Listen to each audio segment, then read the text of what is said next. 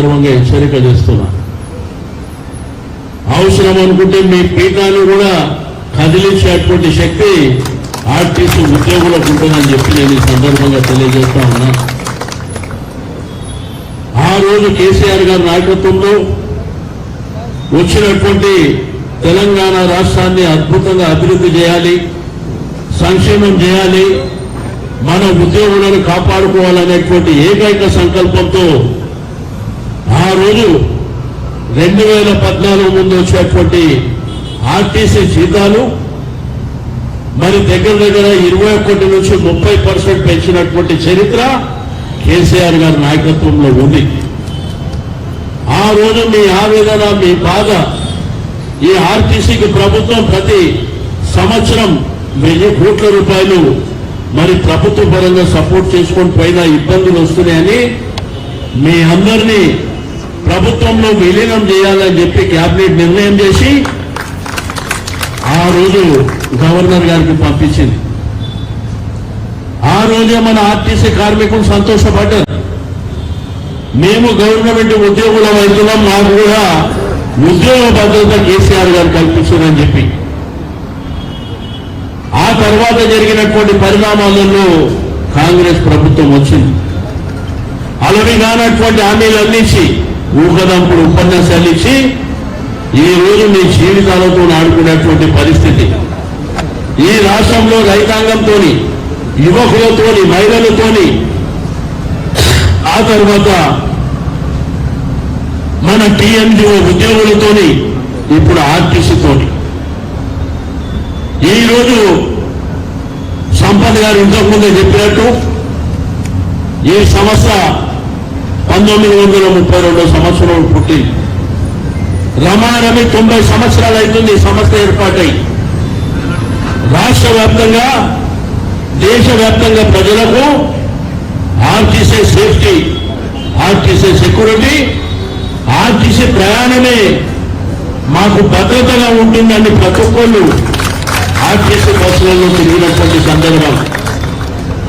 మేము ప్రైవేట్ వాహనాలకు ఎక్కము, ఆర్టీసీ అయితేనే మాకు సేఫ్టీగా ఉంటుంది అని చెప్పి మరి పేద మధ్యతరగతి కుటుంబాలు, మహిళలు, వాళ్లకు ట్రాన్స్పోర్టేషన్ అంటే ఆర్టీసీ తప్ప వేరేది తెలియని విధంగా మీరు ఎంతో సేవ చేసినటువంటి విషయం. ఈ రోజు 2 రోజుల నుంచి ఆర్టీసీ బస్సులు లేకపోతే డిపోలలో కానీ, బస్ స్టాండ్లలో కానీ, రోడ్ల మీద కానీ పేద మధ్య తరగతి ప్రజలు అల్లాడిపోతున్నటువంటి సందర్భాన్ని కూడా మనం తెలియజేయవలసినటువంటి అవసరం ఉంది. మీరు ఇచ్చినటువంటి వాగ్దానం ఏంటి? నిన్న మంత్రి గారు చెప్తారు, ప్రతిపక్ష పార్టీగానంట వీళ్ళ నాయకులకు ఫోన్ చేసి మీరు సమ్మె చేయండి అని చెప్పిందంట. మీకేమన్నా మీ ప్రభుత్వానికి సిగ్గుందా? మీకేమన్నా తెలివిందా? వాళ్ళు ఈరోజు ఎండలో పిల్లలందరినీ పెట్టుకొని రోడ్ల మీదకి వస్తుంది దేనికి? వాళ్ళు న్యాయమైనటువంటి డిమాండ్లు ఇస్తే వాళ్ళు రోడ్డు మీదకి ఎందుకు వస్తారు? మీ ప్రభుత్వానికి చేతనైతారా? మీరు పెద్ద పెద్ద మాటలు మాట్లాడి, పెద్ద ప్రగల్భాలు పలికి ఈరోజు మరి వారి యొక్క న్యాయమైన డిమాండ్ నిన్న చెప్తారు 32 డిమాండ్లు ఉంటే 29 క్లియర్ చేసినామంట. నీకు దమ్ముంటే మీడియా పక్షాన ఆ 29 ఏవి క్లియర్ చేసినో చెప్పవలసినటువంటి అవసరం ఉంది. మీ ఆర్టీసీ ఎండీ గారు వార్నింగ్ ఇస్తుండు, మీరు ఉద్యోగాలకు రాకపోతే మీ మీద యాక్షన్ తీసుకుంటామని. ఫస్ట్ నీ ఉద్యోగం చూసుకో జాగ్రత్తగా, రాబోయేది మా ప్రభుత్వమే కాబట్టి గుర్తుంచుకోవాల్సినటువంటి అవసరం ఉంది. వాళ్ళని ఆర్టీసీ కార్మికులని గవర్నమెంట్ లో విలీనం చేయడానికి ఒక పెద్ద మనసుతోని కేసీఆర్ గారు ఆ నిర్ణయం తీసుకుంటారు. ఈ రోజు మహిళలకు భద్రత లేదు, మహిళా ఆర్టీసీ కార్మికులకు వాళ్ళు వచ్చేటువంటి అలవెన్సులు వస్తలేవు, వాళ్ళ బెనిఫిట్స్ వస్తలేవు.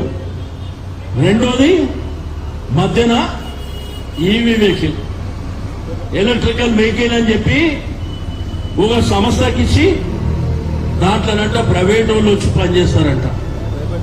అంటే ఆర్టీసీలో పనిచేసిన వాళ్లకు ఎలక్ట్రికల్ వెహికల్ నడిపే శాత కదా అని నేను అడుగుతున్నా. కండక్టర్ గా ఉండేటువంటి అర్హత వాళ్ళకి లేదా అని చెప్పి నేను అడుగుతా ఉన్నాను. ఎవడు అబ్బా జాగిర్ అని చెప్పి డిపోలని ప్రైవేట్ వాళ్లకు మీరు దారదత్తం చేస్తున్నారో చెప్పవలసినటువంటి అవసరం ఉంది.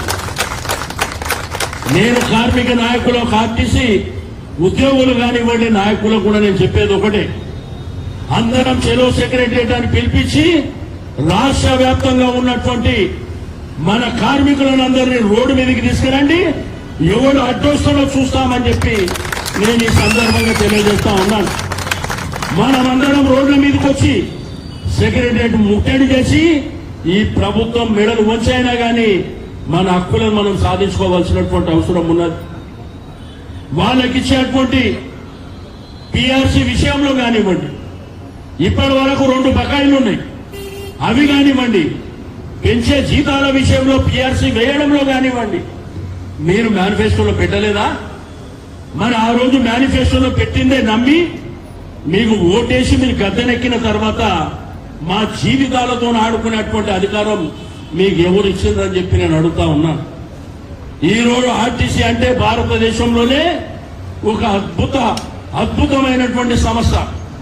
దీనికి అనేకమైనటువంటి అవార్డులు రివార్డులు వచ్చినాయి. కష్టపడి పనిచేసేటువంటి తత్వం ఉన్నటువంటి ఆర్టీసీ ఉద్యోగులు కానివ్వండి, కార్మికులు కానివ్వండి, ఈరోజు మీరు ఇష్టానుసారంగా 4 డిపోలు, రెండోది ఎలక్ట్రానిక్ వెహికల్ పేదవాళ్ళకు కాదు. మీ ఆర్టీసీ బస్సులు గల్లీలలో బస్తీలలో పోతాయి కదా, ఆ బస్తీలో పోనీకే కాదు, చంద్రనగర్ హైవే మీద 56 రూపాయల కిలోమీటర్ చొప్పున వాళ్ళకి ఇస్తున్నారు. ఏమన్నా సిగ్గునా అని ప్రభుత్వానికి నేను అడుగుతా ఉన్నాను. నీ ప్రభుత్వం చేసే కార్యక్రమాలు ఇవా? ఏదో పేద వర్గాలకు సంబంధించినటువంటి ప్రాంతాలలో నీ ఎలక్ట్రికల్ వెహికల్ తిప్పు చూస్తా, అంతేగాని హైవేల మీద ఏ ఆటంకాలు లేనటువంటి ప్రాంతాల్లో వాళ్ళకిచ్చి కిలోమీటర్కు 56 రూపాయలు, ప్యాసింజర్ ఉన్నా లేకపోయినా కిలోమీటర్కు 56 రూపాయలు ఇస్తాయి. ఎంత తెలివితేటలు ఈ ప్రభుత్వానికి ఉన్నాయో ఒక్కసారి ఆలోచన చేయవలసినటువంటి అవసరం ఉంది. నేను మీ కార్మిక నాయకులకు కూడా తెలియజేస్తున్నా, మీరు సరెండర్ అయ్యి వాళ్ళు ఏదో మాయమాటలు చెప్తే మీరు వెంటనే సరెండర్ అయ్యి మీరు కాల్ ఆఫ్ చేసేటువంటి పరిస్థితి రావద్దు. మీరు ధైర్యంగా పోరాటం చేయండి. మన డిపోలు మనకే కావాలి. అదేవిధంగా ఎలక్ట్రికల్ వెహికల్లో మన డ్రైవర్ మన కండక్టరే ఉండాలి. తెలంగాణ తెచ్చుకుంది ఎందుకు?